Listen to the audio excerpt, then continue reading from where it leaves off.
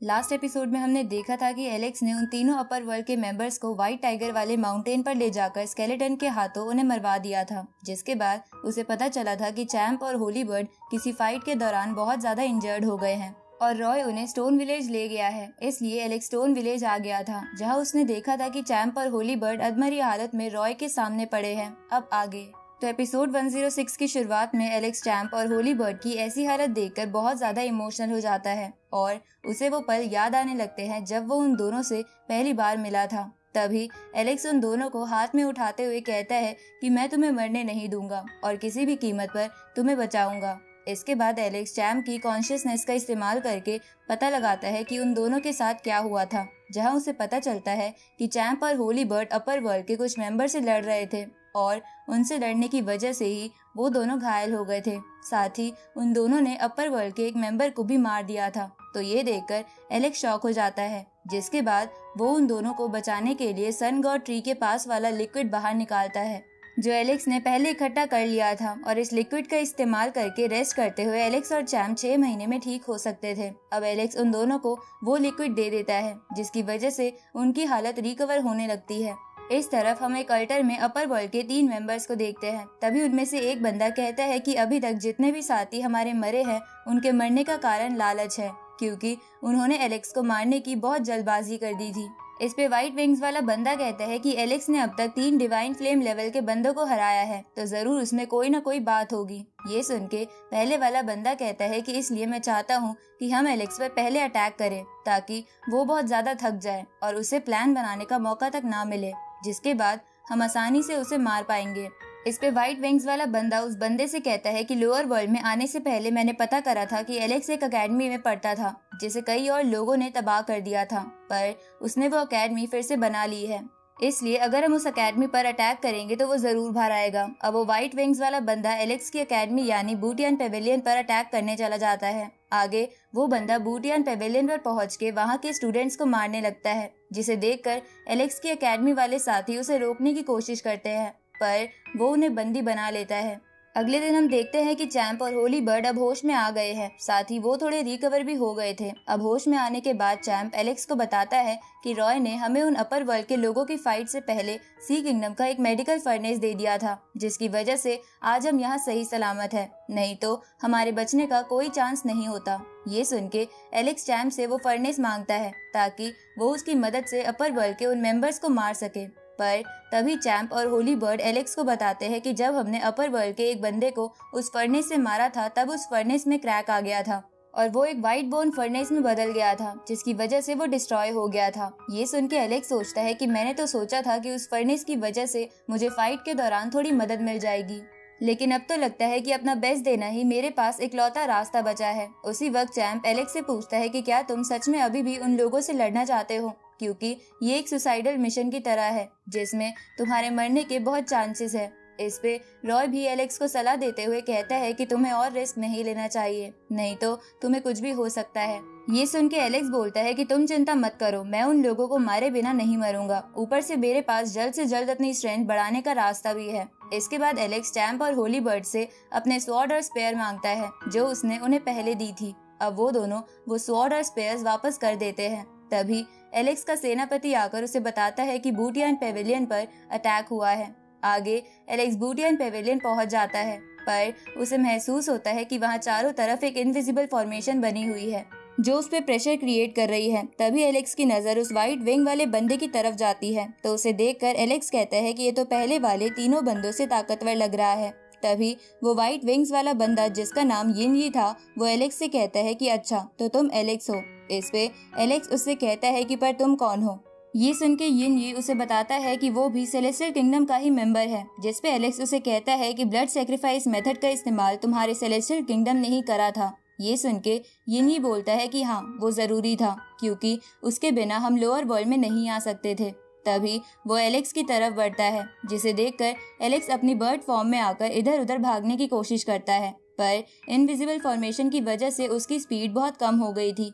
तभी यिन यी उसके सामने आकर उस पर अटैक कर देता है, पर एलेक्स एन्चेंटेड पेपर का इस्तेमाल करके सब्स्टिट्यूशन मेथड से उस अटैक से बच जाता है। ये देखकर यिन ये कहता है कि तभी मैं सोचूं एक फॉर्मेशन गैदरिंग लेवल वाला बंदा बीस क्लैन और बाकी दोनों अपर वर्ल्ड के लोगों को कैसे हरा सकता है। लगता है तुम्हारे अंदर थोड़ा तो टैलेंट है, लेकिन वो लोग सी किंगडम में नहीं मरे, जिसका मतलब है कि तुम उन्हें किसी चीज का लालच देकर कहीं और ले गए थे। तो जरूर वो लालच किसी ट्रेजर का होगा जो तुम्हारे पास है। ये सुन के एलेक्स सोचता है कि मैंने बस इसका एक अटैक अवॉइड करा है, लेकिन इतने में ही ये मेरे बारे में बहुत कुछ जान गया है, जिसका मतलब है कि ये सिर्फ ताकतवर ही नहीं बल्कि बहुत समझदार भी है और ये इतनी आसानी से मेरे ट्रैप्स में नहीं फंसेगा।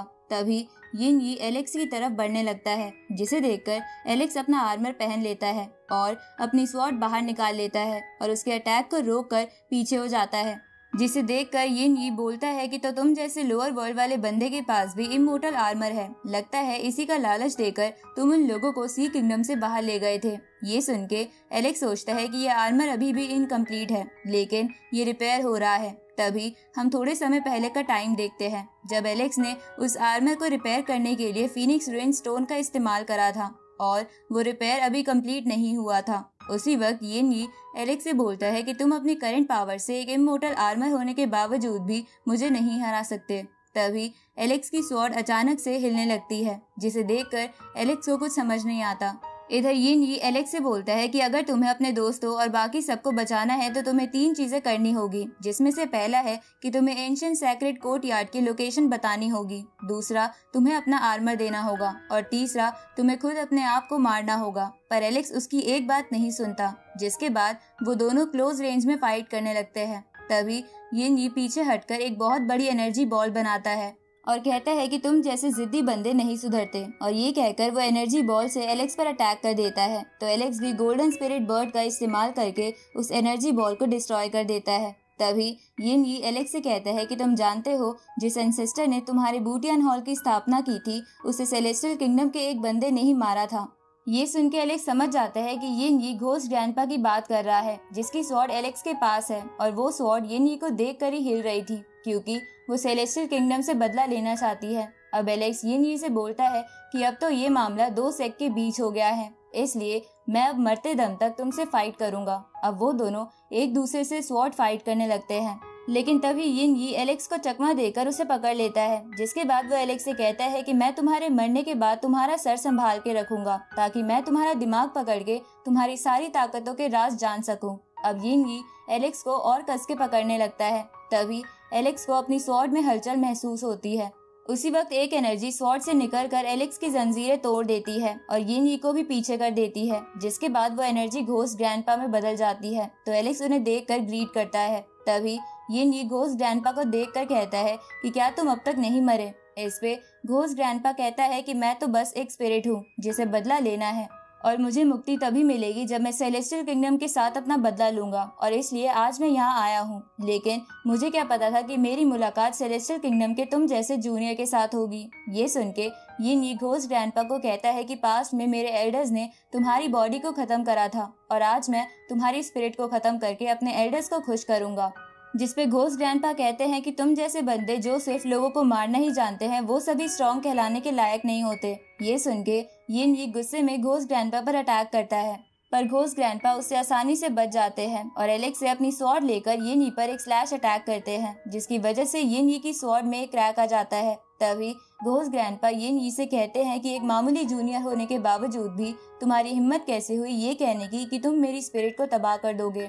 ये सुन के यिन यी 2 डायरेक्शन से घोस्ट ग्रैंडपा पर अटैक करता है, लेकिन घोस्ट ग्रैंडपा बड़ी आसानी से दोनों अटैक से बच जाते हैं। जिसके बाद यिन यी बार बार उन पे अपनी स्वॉर्ड से हमला करने की कोशिश करता है, लेकिन वो घोस्ट ग्रैंडपा को टच भी नहीं कर पा रहा था, जिसकी वजह से वो गुस्से में कहता है कि तुमने मेरे सेलेस्टियल किंगडम का मजाक उड़ाया है, इसलिए मैं तुम्हें मारने वापस जरूर आऊंगा। इसके बाद यिन यी घोस्ट ग्रैंडपा को अपने जाल में फंसाकर पोर्टल के थ्रू वहां से भागने की कोशिश करता है, जिसे देखकर घोस्ट ग्रैंडपा कहते हैं कि मुझे पता ही था कि तुम जरूर यहाँ से भागोगे, क्योंकि सेलेस्टियल किंगडम वाले लोग ऐसा ही करते हैं। इसके बाद घोस्ट ग्रैंडपा उसका पोर्टल डिस्ट्रॉय कर देते हैं, जिसे देखकर यिन यी कहता है कि अगर मेरे पास भागने का रास्ता नहीं है तो मैं तुम्हें ये जरूर दिखाऊंगा कि सेलेस्टियल किंगडम की असली ताकत क्या है। इसके बाद यिन यी एक एन्चैंटमेंट बनाकर स्काई में ब्लड सेक्रीफाइस अल्टर ले आता है, जिसके अंदर उन सभी बेगुनाहों की स्पिरिट पावर थी जिन्हें ब्लड सेक्रीफाइस के नाम पर अपर वर्ल्ड के लोगों ने मारा था। तभी ये हंसते हुए कहता है कि अब ये अल्टर यहाँ आ गया है तो अब तुम दोनों को मरने से कोई नहीं बचा सकता। इसके बाद ये अपने ब्लड की एक बूंद का इस्तेमाल करके उस अल्टर को स्टार्ट करता है, जिसके बाद उसमें से एक ब्लड डीमन बाहर आता है जिसके अंदर उन सभी लोगों की स्पिरिट पावर थी। अब ये उस डीमन से घोस्ट ग्रैंडपा को मारने के लिए कहता है तो वो डीमन ऐसा करने के लिए आगे बढ़ने लगता है, जिसे देखकर घोस्ट ग्रैंडपा उस ब्लड डीमन से कहते हैं कि मैं तुम्हें अपनी ऐसी पावर दिखाऊंगा जिसके बाद तुम वापस कभी जिंदा ही नहीं हो पाओगे। अब घोस्ट ग्रैंडपा एक टोर्नाडो का रूप लेकर उस ब्लड डीमन को अपने अंदर समा कर डिस्ट्रॉय कर देते हैं और उस ब्लड सेक्रीफाइस अल्टर को भी तबाह कर देते हैं, जिसकी वजह से ये भी बहुत इंजर्ड हो जाता है और बोलता है कि मुझे नहीं पता था कि एक मामूली सी स्पिरिट मेरा ये हाल कर देगी। इस पे घोस्ट ग्रैंडपा कहते हैं कि तुम्हारे सेलेस्टियल किंगडम ने आज तक सिर्फ कमजोर लोगों पर अत्याचार करा है, लेकिन इतिहास गवाह है कि जब जब कमजोर लोगों को बचाने के लिए कोई उनके साथ खड़ा होता है तो कोई भी उन्हें हरा नहीं पाता। तो तुम मेरे सामने क्या चीज हो। अब घोस्ट ग्रैंडपा एक स्लैश अटैक करके ये को मार देते हैं और इसी के साथ ये एपिसोड यहीं खत्म होता है।